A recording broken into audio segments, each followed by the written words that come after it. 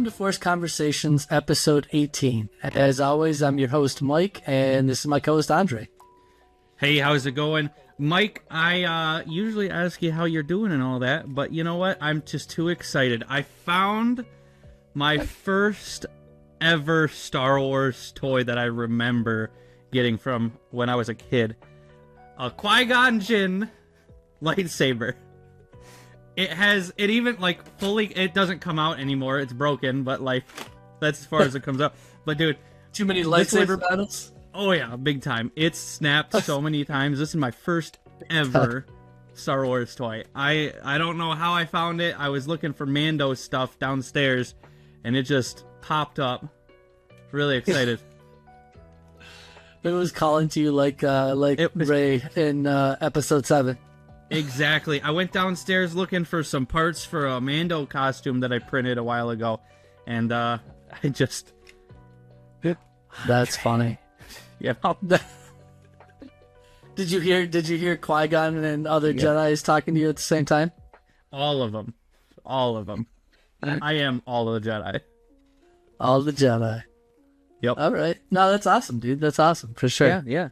Okay, so how's it going with you? How's it, anything good on the weekend? Let me think. What? No, like it was a chore, clean the house weekend and stuff like that. So, wife and I though lately have been watching this show on Hulu called Paradise. Bro. Okay. Good TV. I won't spoil anything because I know you haven't seen it, but yeah. Good TV. Yeah, legit. You're the only person that I've actually heard talk about it. So I mean, I'm gonna have to check it out. But it's funny because if you walk around our work, you'll hear there's at least 5 or 6 people that I've randomly walked around and just heard randomly talking about it. But like, yeah, hey, no, just Paradise? if you get a chance, Paradise. Yeah, no, just talking about how it's good and stuff like that. Yeah, like I probably had like a 5 to 10 minute conversation with Mitch about it the other day. Like, he just happened to catch me in the kitchen, and the two of us started talking. And he's like, "Oh gosh, are you watching this?" And just like totally got into it. It was pretty cool. Yeah, but cool. Yeah. So that's about it. Thank you. Sweet. So I don't know if any of you guys have seen, but we've been posting Clone Trooper little rounds, like four clone rounds of polls, just to see who the best clone trooper is, and we've done this with like lightsabers, with vehicles, with exactly. What else? Oh, bounty hunters. Bounty hunters was probably the first big one that we did, where we had multi-round ones. Yep. But we none of those were rigged. We tried to spread out and give people who we thought would be favorites an equal chance. But let's not fool ourselves into thinking that one of us didn't try to rig Bly into an easy first round victory. Yeah.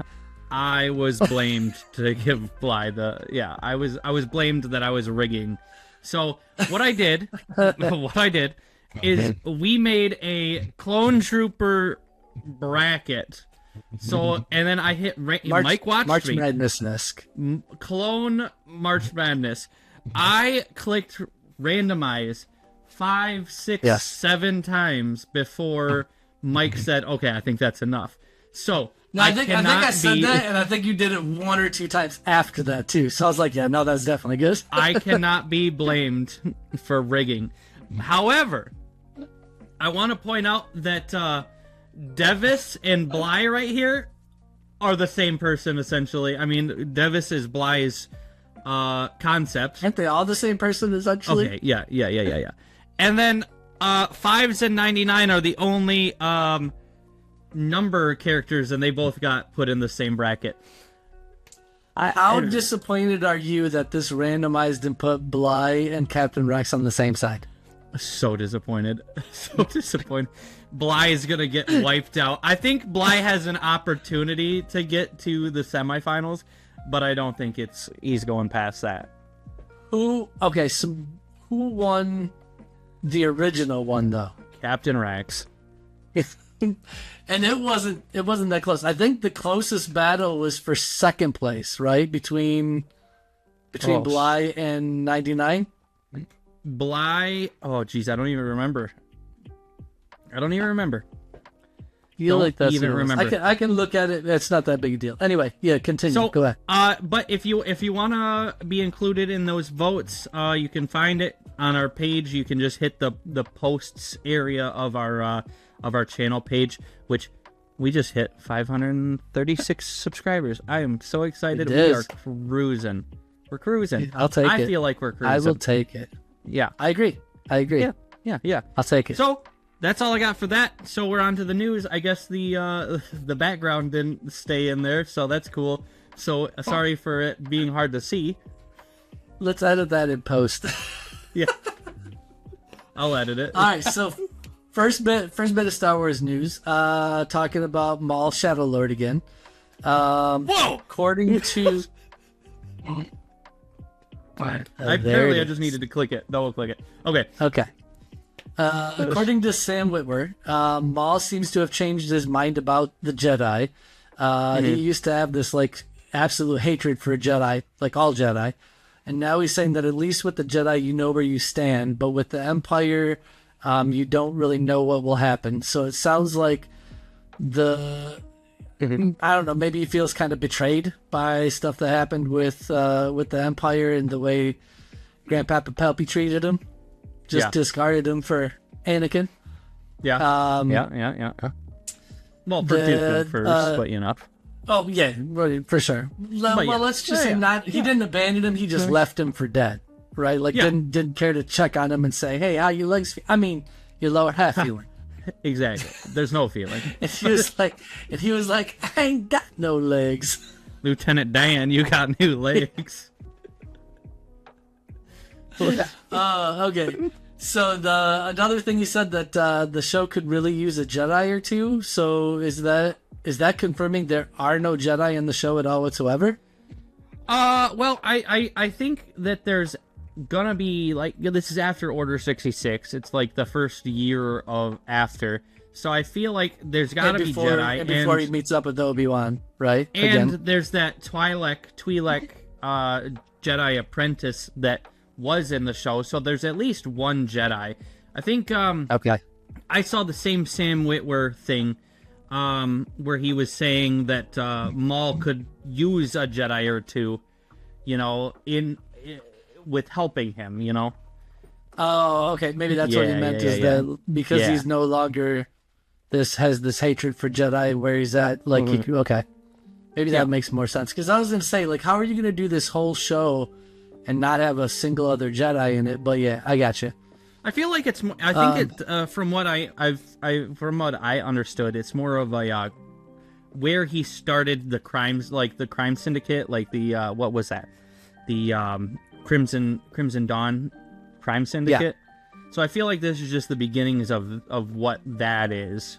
But obviously there's still going to be Jedi in it. But any hoozles.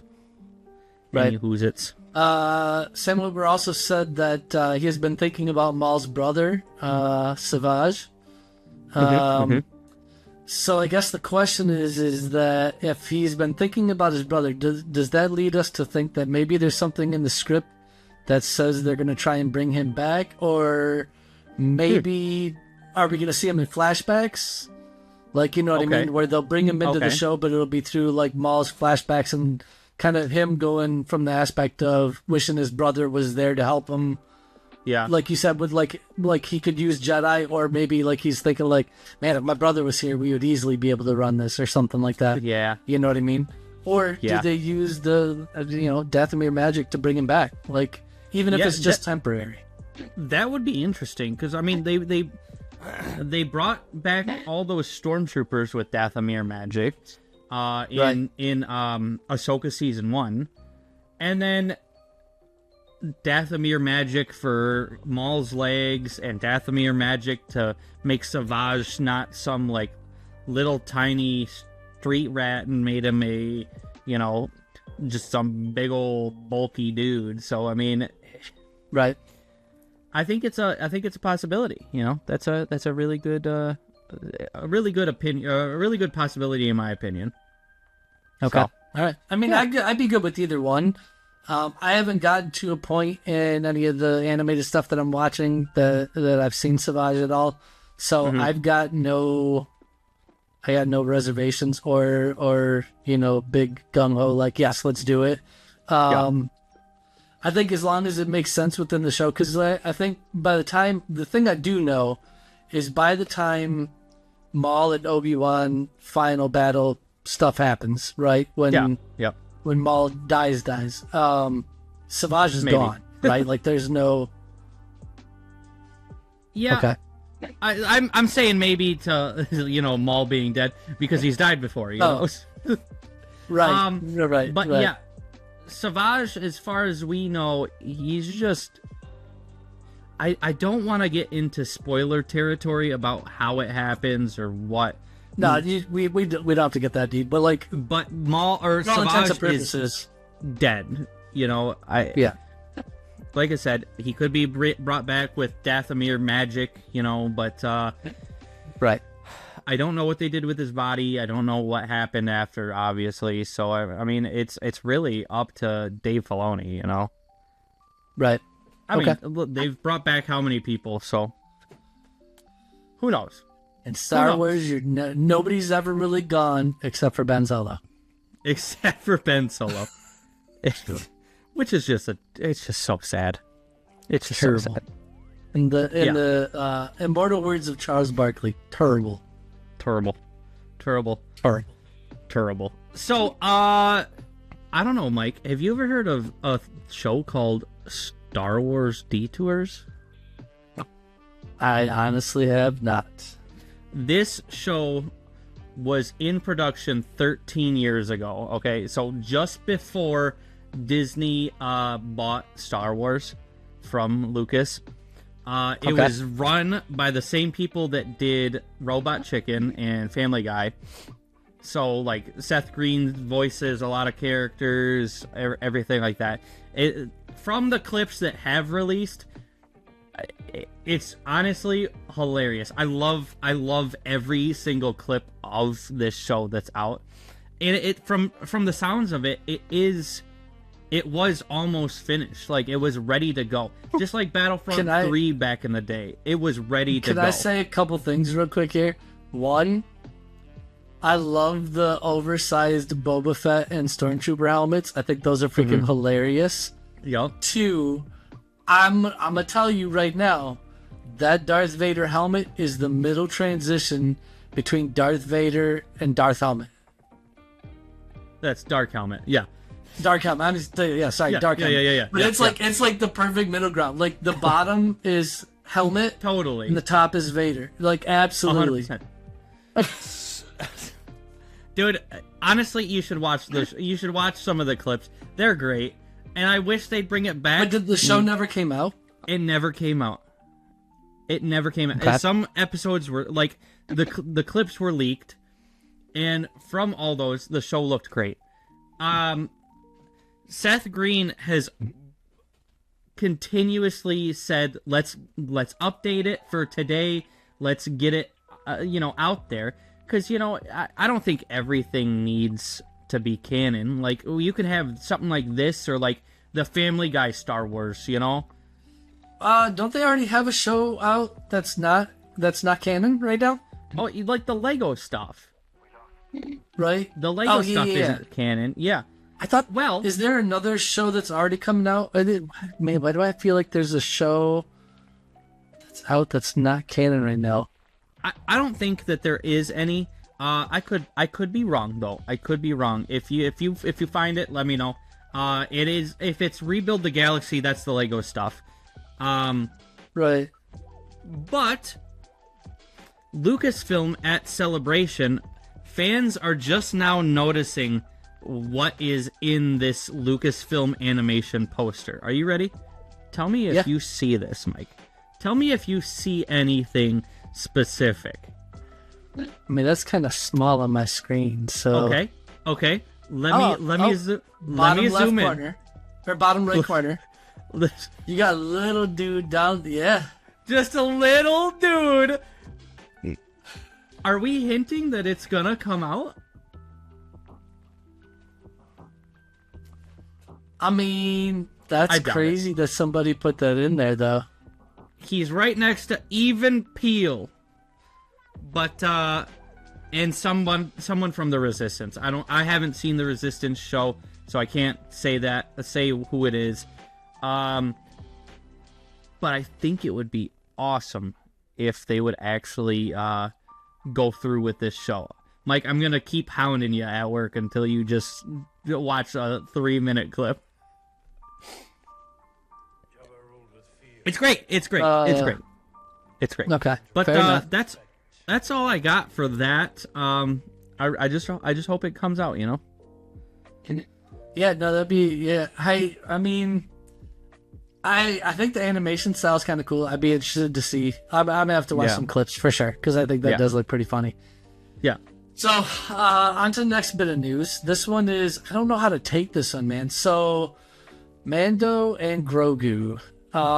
There's rumors that Disney lacks faith in the movie because it's based off of a streaming series. You know what I mean? Like, none of the characters in it have been in any kind of theatrical release at all yet.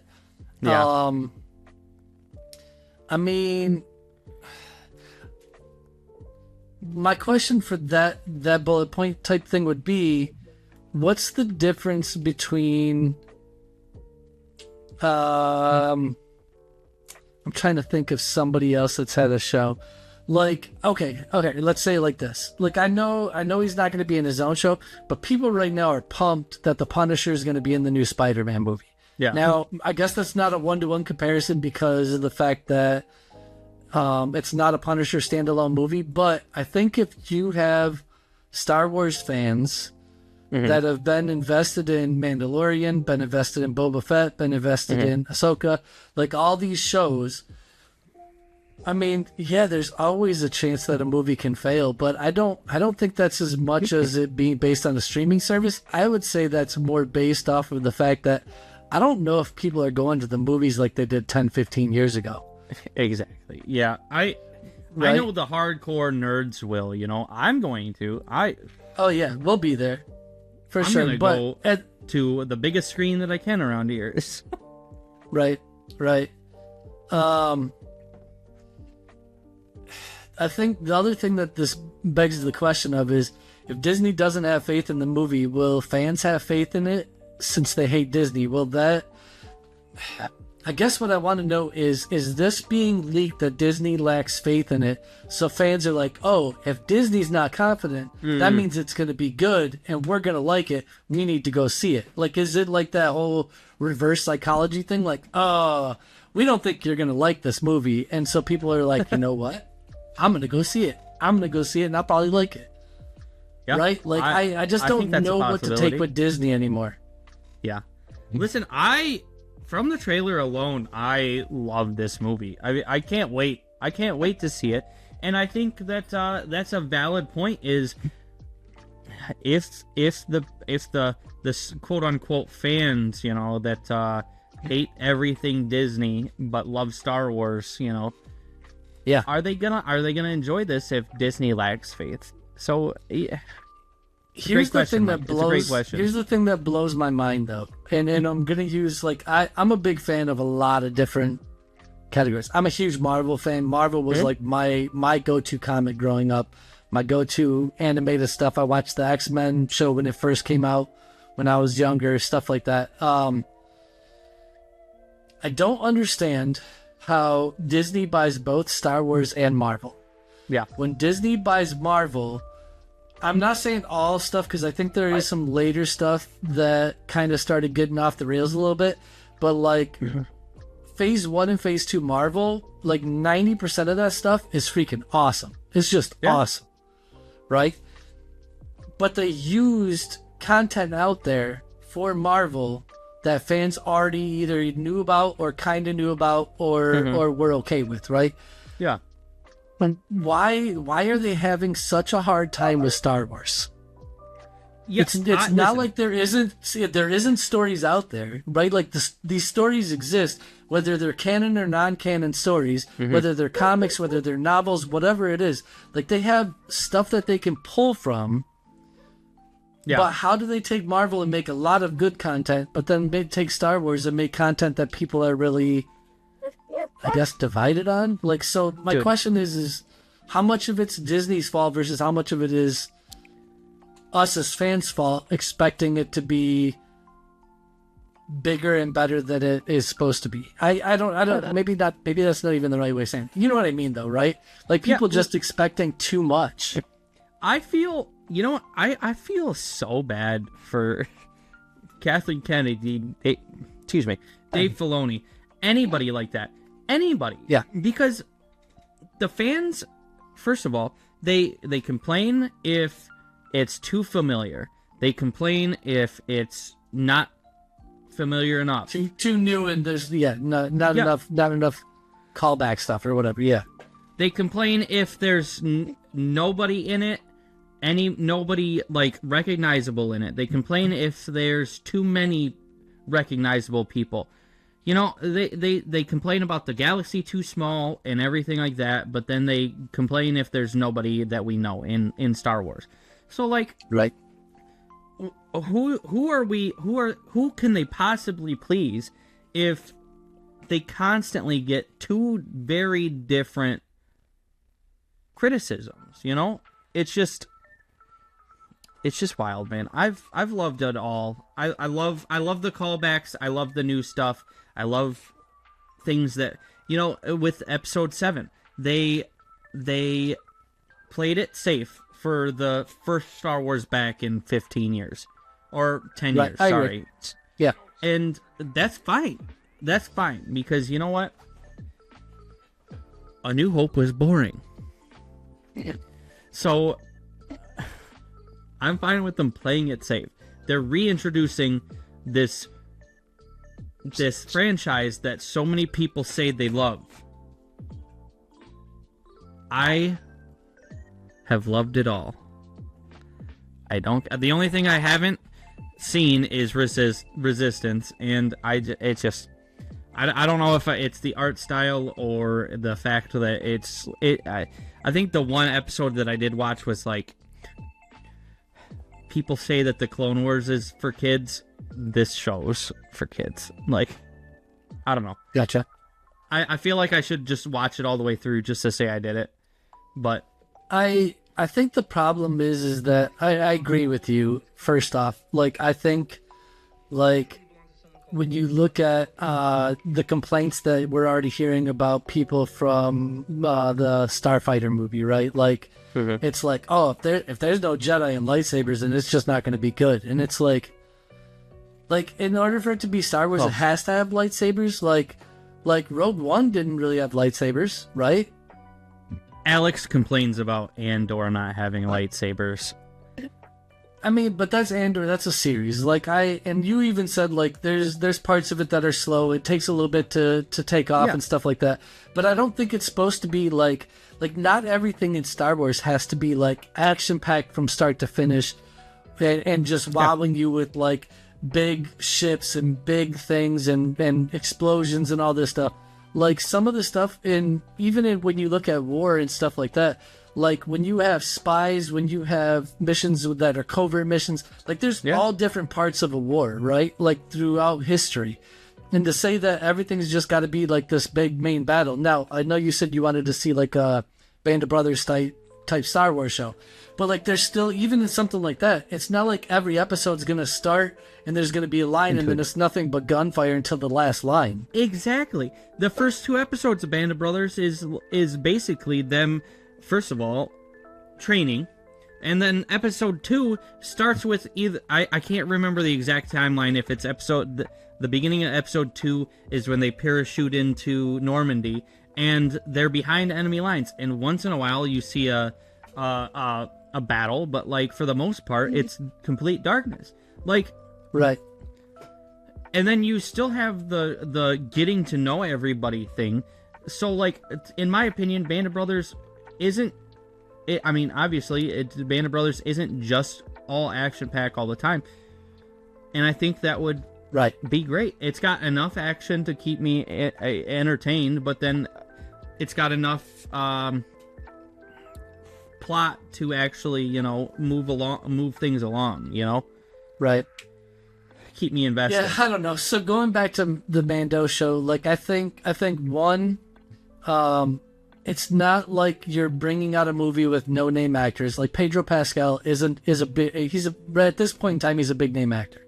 Like I'm not saying he's the number one actor, but he's a pretty big name actor. Yeah. You've got characters in the show that we already know are going to be in the show that are popular characters. You got Zeb, right? Like so.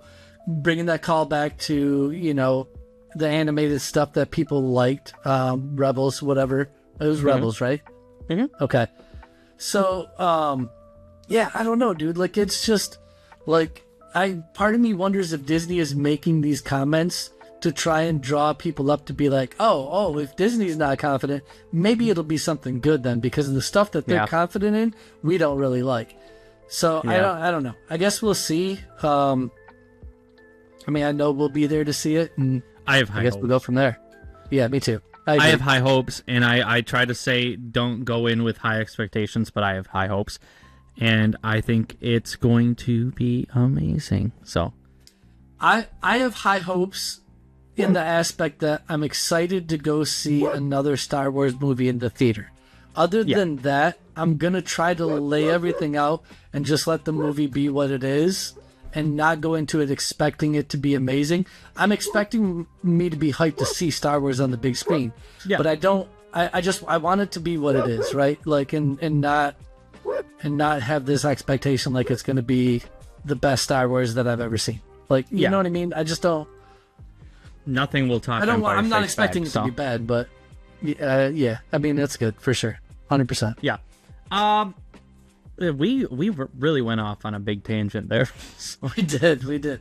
I think it's because that's why we started this podcast, right? Like, let's be honest. We started this because we wanted to be able to talk about Star Wars stuff, even the stuff that's questionable, like the Acolyte, right? We wanted to talk about stuff like that and try to be honest about it and talk about, like, while overall we're not going to say that the Acolyte is one of the best shows that we've seen in a long time. But at the same time, it definitely introduced stuff that we were interested in. It introduced Chimere, who you're interested in. I'm okay with seeing like a Plagueis like origin thing, like maybe him getting his first pupil or whatever. Like I'm cool with that. Like seeing some of that stuff and the possibility of that. Yes, I was excited for it. To sit there and say like every bit of the Acolyte, I was like, oh my gosh, this show is awesome. Okay, maybe it wasn't awesome, but it was better than no Star Wars. I feel like people are going to have a problem with you saying that. Because a lot of people say I don't like. Cuz you know what? I still think that the Acolyte was good. Like, was it the best? I'm not saying it's bad. But it's okay.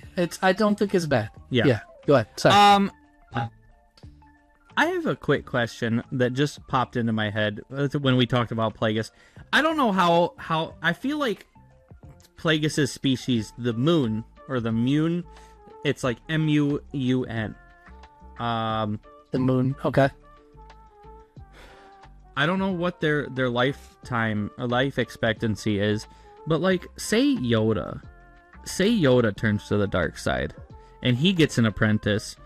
Do you think Yoda has to get a long-living apprentice, or do you think he just has a lunch? No, or do you think someone snuffs him out pretty quick? Yeah, when that one dies, you just find a new young one. So you just wait, because remember what we found out is that the apprentice makes the master stronger, right? Like, so because of the ability of the apprentice and the strength of the apprentice, so you would almost think that, like, let's go with Grandpapa Pelpy. While he's a master and he has Maul as an apprentice, that doesn't mean that he's not looking for the next better apprentice that can overtake Maul and be his new apprentice. Like, his goal is not to have Maul be his apprentice forever. His goal is to have Maul be his apprentice till he finds one better, till Maul gets killed off doing the task that he sends him off to do. Yeah. Right? So I would say Plague is never, or if Yoda would have been a Sith Lord, like he would have been like, "Yo, you're my pupil, and when you die, I'll just find another one. It's whatever." Yeah. That dude probably Unless you had kill me. like 800 friggin' pupils by this point. Yeah. Exactly. Okay. Anyway. So yeah. Anyway. Off Any the losels. tangent. Yeah. Ahsoka season 2. Mars Mikkelsen. All right. Thrawn. Okay. In a Danish podcast about, in a Danish podcast, it was brought up. Ahsoka. Okay. Yep. I don't know what it is about Star Wars, Disney Star Wars. This is one of my complaints about Disney Star Wars, okay? Is that the live action adaptations always seem off to me. The Grand Inquisitor from Rebels looks nothing like the Grand Inquisitor from Obi-Wan. Cad Just Bane. because his head is shorter? Dude, shorter and he's chubby. Like, Yeah. Cad Bane. Cad Bane in the Book of Boba Fett. Dude, we've had live action Duros before in Star Wars. What are you talking about? That's how they look live action. Ahsoka, I understand. They shortened her Leku thing, the head tendrils, because it's easier for her to run around in them, and it's for stunts. They shortened them up. Fine. Okay. That's fine. Give me an actual explanation, then fine. Thrawn doesn't look good to me. But No? good news. Good news. I feel like it's a different blue. It's a very different blue. It's a different blue, and his eyes are more red too. Yeah. And but he is older, so maybe that's like a aging thing. Who knows? This is the only Chiss, which is the species of Thrawn. Chiss. This is the only. And he was Chiss... in a different freaking galaxy for a little bit there too, right? Yeah. So maybe like, it's a what? Yeah. What changed? What could that have done? Yeah. Yeah. Okay.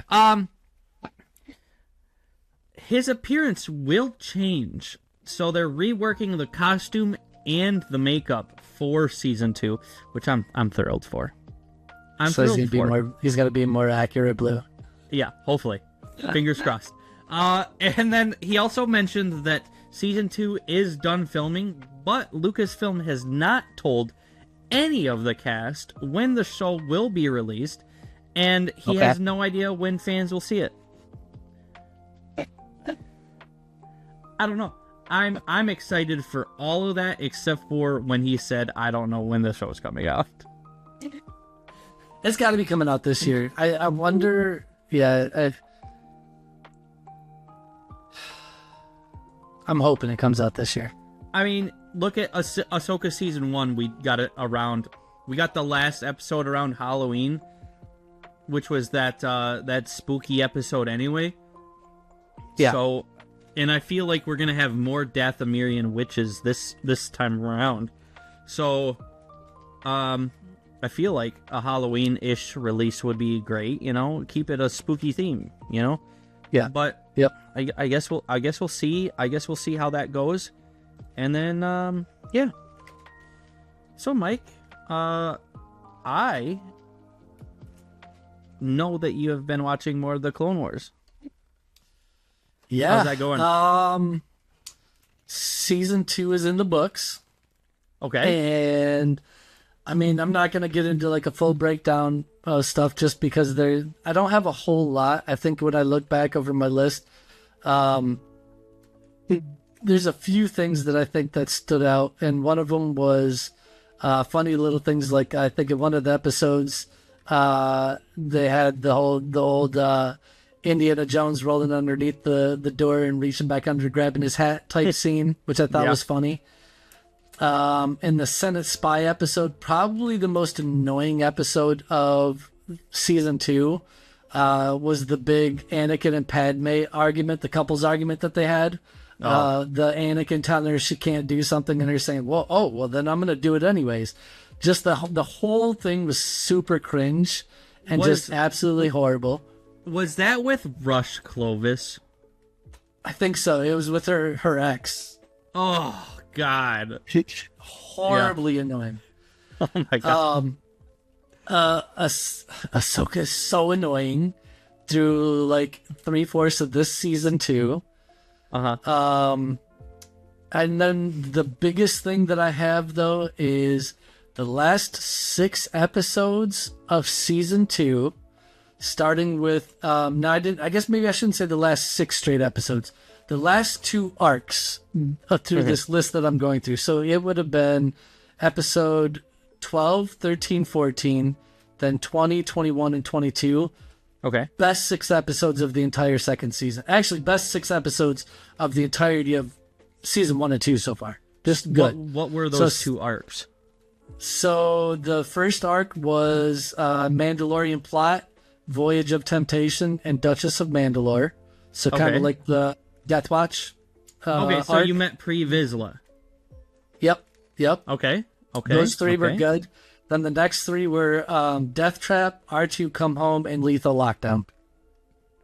I don't remember R2 Come Home. Or I don't remember. To be fair, I've only watched season 2 once or twice. So. Yeah. Anyway, those two arcs were probably the two best. The R2 Come Home one was the Anakin and Mace Windu were trying to rescue Admiral Killian from the crash cruiser, and they got trapped inside it. Oh, okay. The ship collapsed Boba on him. Fett. Yeah, and he was with Boba Fett being a kid. He was still a kid. And he was trying to kill Mace Windu throughout the 3 episodes. But R2 had to, escape the planet and go back to, Padme and them to tell them that Anakin and Mace were trapped. And they had to try and go and rescue. Yeah. I think, was it Kit? Either Kit Fisto or Plo Koon. I think it was Kit. No, I think it was Plo Koon. Plo Koon's the one that has the mask, right? The gas mask? Yeah. Yep. It was him. Him and a couple other people. Him, Ahsoka, and I think somebody else that went to rescue them. Okay. But yeah, and then they captured Baby Boba Fett. Baby Boba. Little Boba Fett. Baby Boba. Baby Boba. Oh yeah, so those last 2 arcs, those 6 episodes were definitely, way better than everything so far. So it was good. Good. Listen, I'm so excited. We're on season 3. I watched a little bit of season 3 today because of it. I watched the first episode and a half of season 3. Wait. Which episode did you watch? Oh, geez. Like episode 1? No. It was okay. 304 and partial of 305. Okay. So I'm supposed to start on 305, 306, and 307. But 304 was way off, so I was like, you know what? I don't remember this episode, so I'm gonna watch it. Okay. Yeah. All right. Fair enough. Yeah. So. All right. Yeah, that's all I got for Clone Wars season 2. So. Okay. Well, right now we have the character spotlight, and Mike, hit me with it. Who we got? This character. Okay. Though he is not my favorite of this specific group, I'm gonna say, okay. Yep. He is one of. He's just a cool named character. He's a very cool named character. A very and that character, cool named character. Very McCool named character. Droopy McCool. Droopy McCool. Droopy McCool. Droopy McCool is a... Those all nose. Dude, all nose and like a goofy... It's like a mushroomy with a nose. Mushroom nose. Mushroom nose. He is a Kitonak musician and the lead horn player for the Max Rebo Band. The best band in Star Wars. I don't care. He's better than the Cantina Band any day of the week.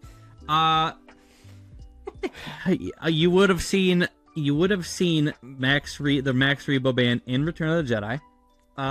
Yep. Droopy McCool plays the Chindinkala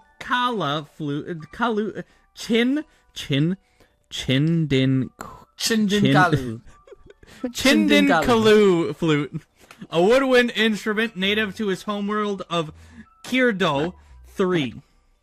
Okay? Okay. Droopy McCool is just a stage name. His true name is a series of flute-like whistles that other species can't even fathom pronouncing. Okay, fair enough. Here's a weird canon detail about Droopy McCool. His body is described as giving off a vanilla-like scent. One of those, just a deep Star Wars background fact that just is completely unnecessary, but just perfect, you know? Like, why would somebody think of that? Like, hey, you know what?